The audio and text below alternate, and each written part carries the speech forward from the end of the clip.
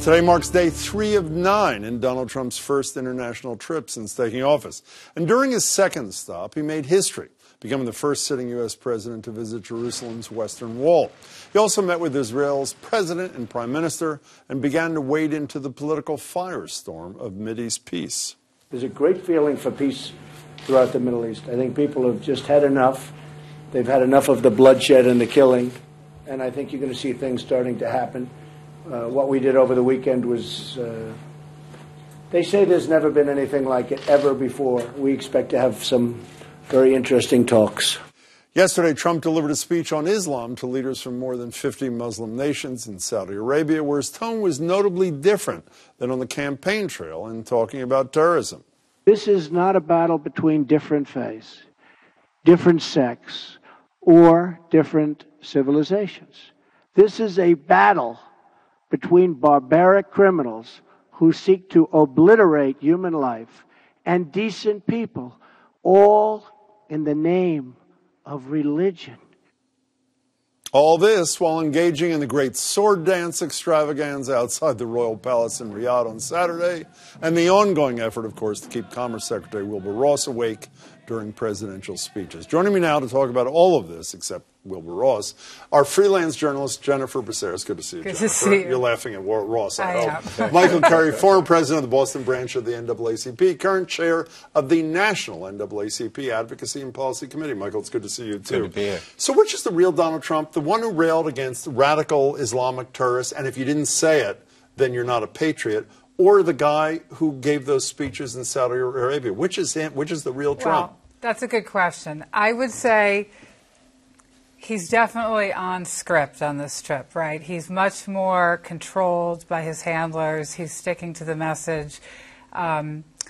I don't think there's necessarily a huge disparity between the message he delivered in Saudi Arabia and the one he delivered on the campaign trail. Excuse me, but if Barack Obama or Hillary Clinton didn't say those magic 3 words, then there was something wrong with him. He said Islamic magic extremism. Well, but ultimately his own people said he really meant to say Islamist, and then he was tired. But he didn't say the magic words that he excoriated Obama and Clinton for. The point about radical Islamic extremism, or whatever the phrase was, wasn't necessarily the word radical. It was the point that it's extreme and it's Islamic or Islamist. You would agree he toned down his rhetoric, would you not? He has absolutely toned down his rhetoric, but the meaning is the same. And yes, there was a difference between what he said in Saudi Arabia and what he said on the campaign trail.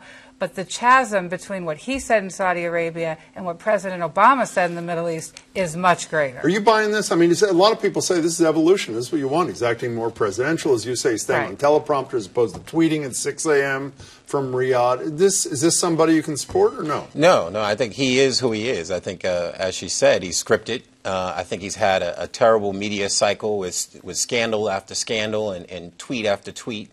And this is, quite frankly, smart. It's going overseas and knowing to stay close to the script and to tone down the rhetoric. We've seen him do this when he speaks to other constituencies that he's offended, the Latino community, when he's coming to the African-American community. He's toned it down for the purpose of that, and I imagine the day he gets back, he'll go right back to the same rhetoric. You know, one of the things that has not, in my opinion, got as much attention and should is the $100 million that the United Arab Emirates and Saudi Arabia gave to this World Bank fund initiated for women's entrepreneurs, started by Ivanka Trump. And the reason, I mean, that's fine. Harken back to a Facebook post that Donald Trump, the candidate, did, talking about the Clinton Foundation and saying Saudi Arabia wants women as slaves and kills gays. Hillary must return all the money from such countries. So it was anathema for Hillary Clinton, but it's acceptable for his daughter to take $100 million well, his daughter from the isn't same taking government. the money. Well, but it's her fund. And it's not her fund. Well, Hillary Clinton was not in charge of the Clinton Foundation either. And yet Chelsea Clinton was being paid out of it. Yeah, she was. Right, so there's a big difference. Ivanka Trump is not taking money from Does this bother you, though? No, not at all. $100 billion weapon deal, and then they got $100 million? I think it's been completely twisted. Angela Merkel and Ivanka Trump came up with this idea. It was embraced by the World Bank. The money is going to the World Bank. And while I agree there are some issues with the tweet that he sent about Hillary Clinton, the issue is not that the World Bank is taking this money and that somehow his daughter, who is a member of his inner circle came up with the idea. The idea is a good one, and it was supported. You troubled by it? I am, only because I think, as I've used the phrase, that he's a politicrat, right? He's often finding these contradictions where if it were a Democrat, he would have this criticism under the exact same circumstances. So I have a concern. But I do believe that, as many of the ethics folks who've looked at this, it's not abnormal as long as it's going to an established bank, a respected institution. It is, World Bank, it is. But there's a concern. Does what he does over there, even though you're not crazy about it, I think most people are saying something fairly close to what Jennifer's saying. You know, he's all staying on script. He's being respectful, all these kinds of things, which are positive things. Does that matter here either to his constituents at home or to Republicans in Congress who are sort of iffy about this president? Does this help him when he returns in 7 days? Yeah, I don't think it does. I think what we've seen and what we're concerned about is that he's impulsive and that ultimately he has these moments where he shines, where he can do something and he can keep from the controversy, but we know that the real Trump is going to show up. I'm always concerned. How do you know this is not the real Trump? Because we see the consistency, right? The real you is the consistent you, and the real you is him that's impulsive, that's responding, that's mean-spirited, that's offensive. And I think here he's dealing with an international issue that he doesn't have the depth in. And it concerns me when you're dealing with the art of the deal that you don't even know what the deal is. But even so, isn't it possible, since he appears to have the total confidence of Netanyahu, despite the disclosure of these Israeli sources, that maybe Netanyahu will give him more latitude to try to cut a deal that he would Barack Obama, who he couldn't stand? Well, I think it's deeper than that. I think that there's ultimately, he sees, like the Russians, an opportunity to use Trump in his way. Even Jewish community is concerned about Israelis' policies, and they think that the truth is somewhere in the middle in terms of getting both sides to sit down at the table. Trump is definitely playing to what he believes will shore up some support in the Jewish community. Even as I talk to many Jewish leaders, they're concerned about Trump and his dealing in this Israeli-Palestinian Well, a lot issue. of pro-Israel Jews and Zionists are actually quite happy with this trip, his visit to the Western Wall and other aspects of it. They were also happy when he said he was going to move the embassy to Jerusalem. He didn't say one word about it. Right, and that's the issue with Trump, is that he's inconsistent and undisciplined. And we've been talking about issues of tone, the difference in tone from, say, his tweets to this visit. But on matters of policy, the direction of this trip and the confidence that he's giving our allies abroad is great news for the American people. Can we talk about the person, getting back to what Michael said a minute ago about, he doesn't have the skills or the competence or the whatever you said to do this.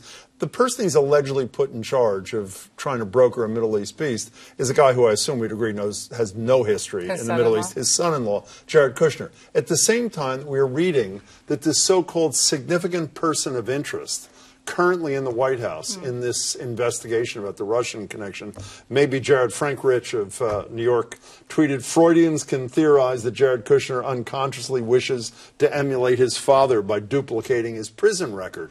If the person of interest is Jared Kushner, no matter how great this trip is, this is really bad news for his father-in-law, is it not? Well, we don't know exactly what a person of interest means. And we don't know 100% that it's Kushner either, I should say. Exactly. And former Director Comey himself said... You mean the nut job, Comey? Is that what you're referring to? He said that the FBI's investigation was one of counterintelligence. It was not a criminal investigation, although if criminal things are uncovered, they will clearly pursue those leads. But what they are looking at is how to protect the United States from breaches of Russian intelligence. But if it is Jared Kushner and he is the significant person of interest, the walls are closing a bit, are they not?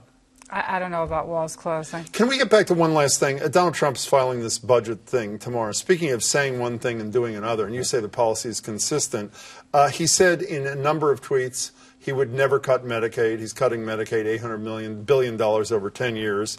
His Secretary of Agriculture said Wait, when did I say he was consistent? Not you. Oh, well, no. Okay. Well, what are you saying? I mean, he promised that he would not cut Medicaid. He's cutting it deeply. His Secretary of Agriculture in front of Congress 5 days ago said there'd be no changes in the food stamp program. They're cutting that $200 billion over 10. How can anybody trust, getting back to who's the real Trump, how can anybody trust anything that comes out of his mouth? I don't think there's anything consistent about this president, and I don't think you can necessarily trust what he says one day. What I was referring to before was his Mideast policy and the policies that he's putting forward on this trip have been good for the American people. What would you I didn't say say to they an were American? consistent.